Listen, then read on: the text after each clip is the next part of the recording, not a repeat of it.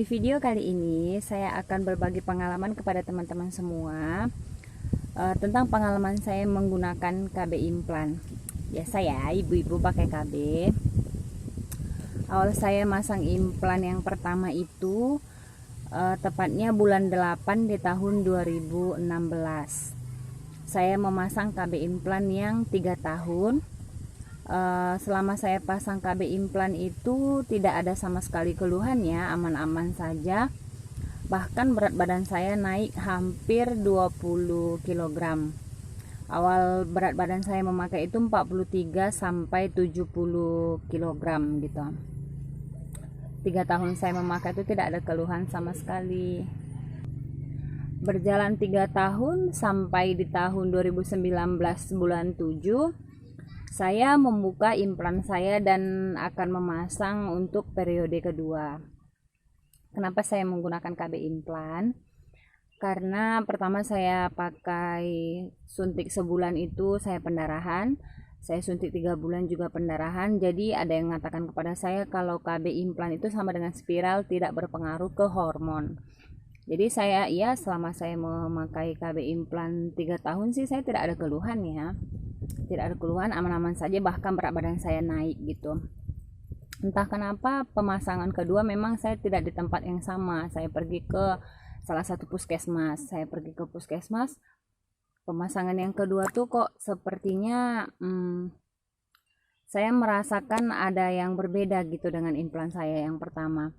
Karena yang kedua ini saya pemasangannya lebih sakit dari yang pertama. Saya pikir mungkin memang wajar karena sudah pemasangan kedua gitu kan.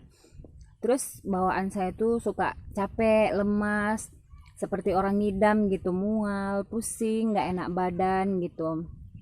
Terus itu tangan saya cepat kebas, sakit gitu. Ternyata setelah saya menggunakan itu hampir 9 bulan, saya mengalami pendarahan. Memang pendarahannya tidak hebat, tapi pendarahan ringan. Sebulan saya mengalami pendarahan, saya pergi berobat ke salah satu klinik BPJS. Saya. Di sana sih mereka takutnya saya pendarahan itu karena ada masalah di rahim gitu. Saya berobat di sana, dikasih obat, ternyata tidak ada perubahan. Setelah 3 hari saya minum obat, saya kembali lagi ke klinik BPJS saya. Ternyata saya dirujuk ke salah satu rumah sakit ke dokter kandungan. Saya dirujuk ke dokter spesialis kandungan. Ternyata dokter spesialis kandungan itu katakan tidak ada masalah di bagian rahim saya, semua saya sehat aja dan aman. Ternyata yang bermasalah itu adalah KB implan saya gitu. Saya kaget, kok iya bisa dok? Kemarin saya pemasangan pertama itu aman gitu, tidak ada masalah. Ternyata kok dokternya katakan sekarang aja sehat, besok bisa mati gitu. Bagaimana kalau seperti itu? Katanya iya juga, saya pikirkan. Terus dokter sarankan saya harus buka. Memang saya dikasih obat untuk memberhentikan pendarahan. Alhamdulillah pendarahan saya memang berhenti setelah minum obat. Terus dokter katakan saya harus buka KB implannya karena itu adalah biang keladinya gitu. Karena kalau itu tidak dibuka sama aja nanti pendarahan yang saya alami bahkan lebih parah dari yang pertama gitu. Saya pergi ke puskesmas yang memasang implan saya, ternyata mereka tidak mau membuka karena katanya mereka sudah bekerja sama dengan BPJS.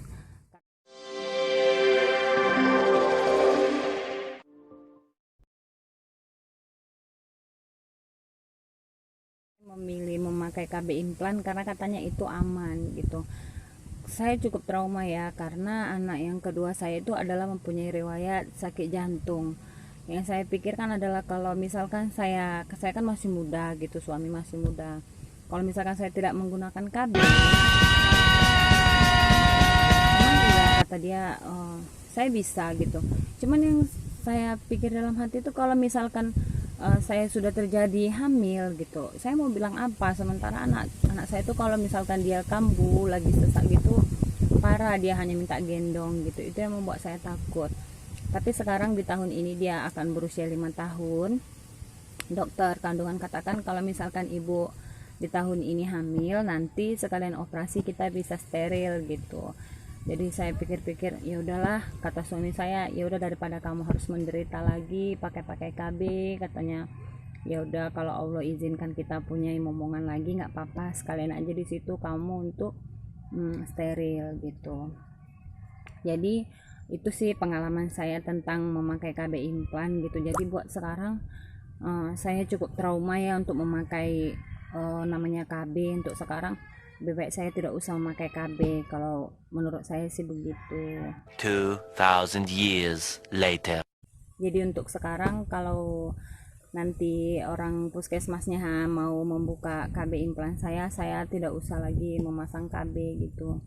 Jadi buat teman-teman semua lebih baik kita alami aja gitu, lebih aman, karena kita perempuan ini banyak sekali kesulitan-kesulitan yang kita rasakan dalam masa ngidam, melahirkan, bahkan KB pun kita harus berjuang gitu. Seperti saya, KB sebulan saya pendarahan, KB 3 bulan saya pendarahan, KB implan pun saya pendarahan.